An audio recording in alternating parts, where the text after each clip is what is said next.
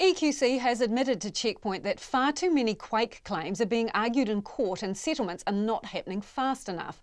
The concession comes as the government prepares to top up the depleted Natural Disaster Fund by $50 million tomorrow. It is the first time that has happened in the fund's 73-year history. EQC says it will use the money to settle claims.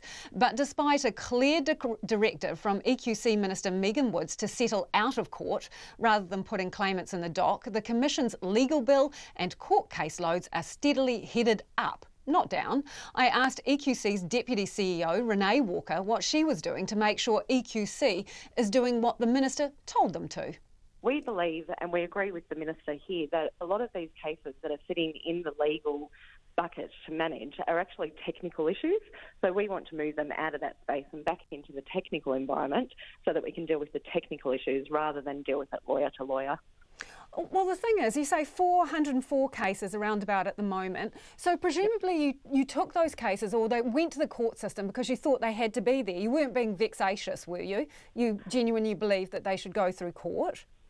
Usually it's that we are the defendant, so we have had the case filed against us rather than us filing the case. And I think personally that a lot of the time it was because the homeowner couldn't find someone to talk to directly.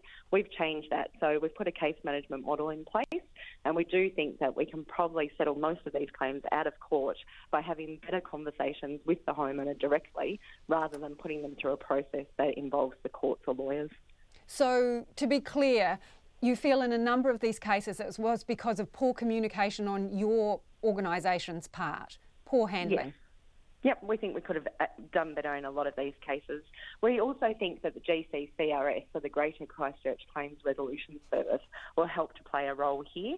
So they have an internal dispute resolution service that's going to take a circuit breaker approach to try and resolve claims, and we will definitely work closely with them to try and use their services, which will include mediation and determination, and should lead to a much faster outcome for homeowners.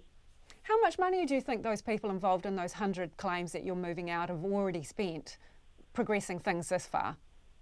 Oh, I couldn't tell you how much the homeowners have spent, but we do think that by managing them directly, we will get a much better outcome for both parties. And what about you? What about your legal fees? Say for 2015, what were your legal fees? 2015, our legal fees were just over $6 million. 2016? Just over 7.5 million. And 2017? 8.2 million. And for this year, how are you tracking? We're at $7.4 million to date. So we have made it clear that that is not acceptable and that we need to do something differently, which is the board are very supportive, as is the Minister, as you know, at us looking at doing things differently.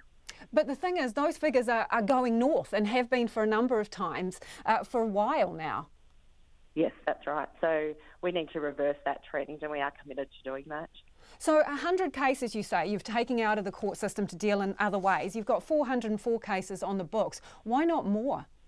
So we will. It's just how fast we can progress them using a different model of settlement. And so it is just about how we move them out of what we would call that legal space. We need to put a number of things in place as well, because we do need to seek deferrals from the court. We can't just take them out of the court process, obviously.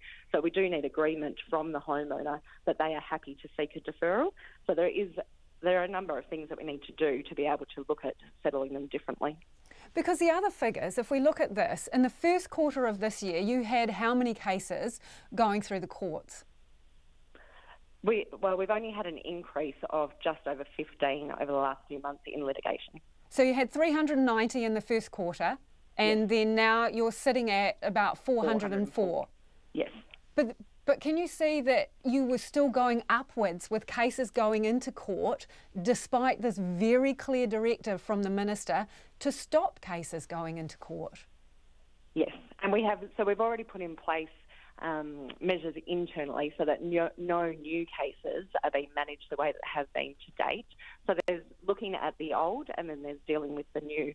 There is, of course, time frames that are dictated by the court, and so that's why we do have to seek deferrals. We do have to go through a process with those that have already filed. Is your culture changing quick enough, though? I think the culture is definitely changing, and the feedback that we are getting externally is that people can feel a change. Whether it's quick enough, it's probably never going to be quick enough for people who are still stuck. But we are doing everything that we can to try and focus on getting outcomes for those people who do have claims that are still with us.